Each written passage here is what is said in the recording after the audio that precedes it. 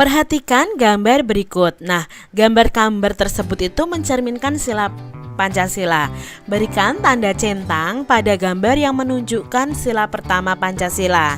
Yang pertama adik-adik, berdoa sebelum makan. Apakah ini menunjukkan sila pertama Pancasila? Ya adik-adik, ini menunjukkan sila pertama pada Pancasila. Lalu yang kedua adik-adik, bergotong royong. Tidak ya adik-adik ya.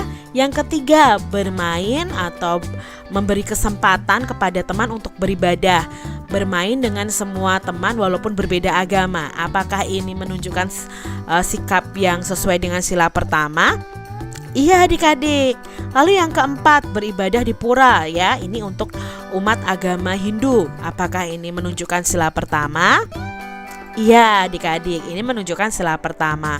Kalau yang gambar nomor 5 adik-adik, apakah bermusyawarah, berdiskusi itu menunjukkan sila pertama Pancasila? Nah tidak ya adik-adik ya. Lalu gambar yang keenam nih, berdoa untuk orang yang meninggal. Nah di sini apakah sesuai dengan sila pertama Pancasila? Iya, ini sesuai dengan sila pertama Pancasila. Adik-adik, Beni bersyukur loh karena guci tidak pecah. Beni minta maaf kepada ayahnya. Pernahkah adik-adik melakukan suatu kesalahan? Pasti pernah ya adik-adik ya. Apa yang dilakukan setelah kalian melakukan kesalahan?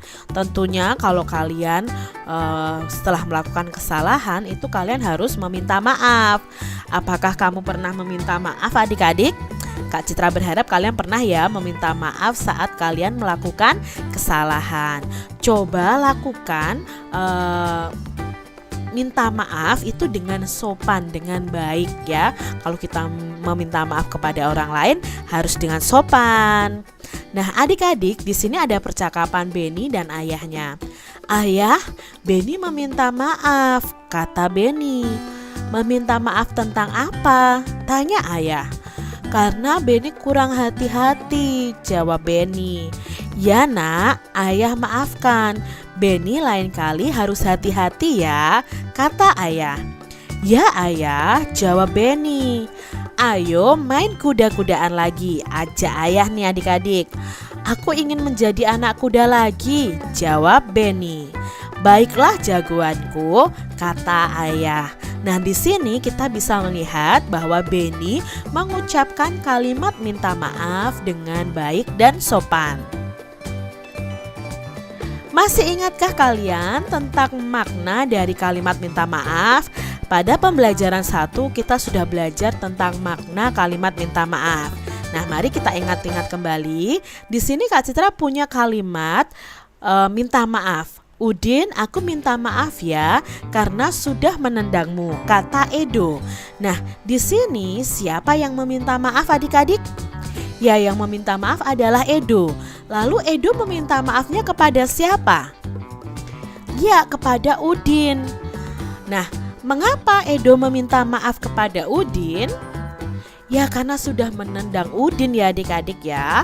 Berarti dari pertanyaan ini kita bisa mengetahui makna dari kalimat minta maaf tersebut. Jadi kalimat minta maaf di atas itu maknanya seperti ini.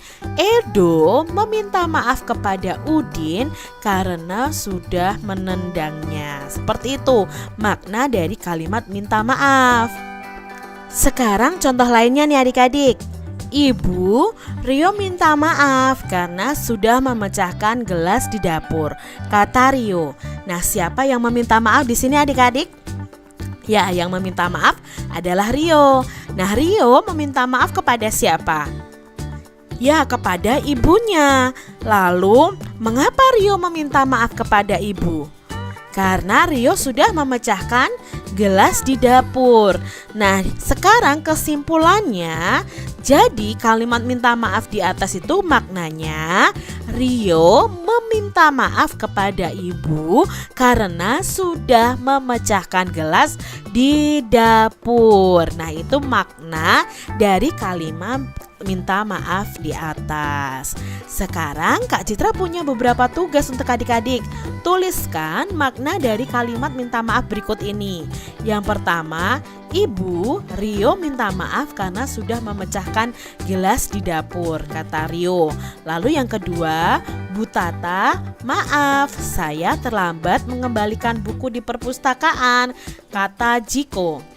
Yang ketiga, maaf Pak Guru, saya datang terlambat ke sekolah karena saya bangun kesiangan, kata Siti. Yang keempat, Beni, saya minta maaf karena mematahkan pensilmu yang aku pinjam, kata Edo. Coba adik-adik tuliskan ya makna dari kalimat minta maaf tersebut di buku tulis kalian masing-masing.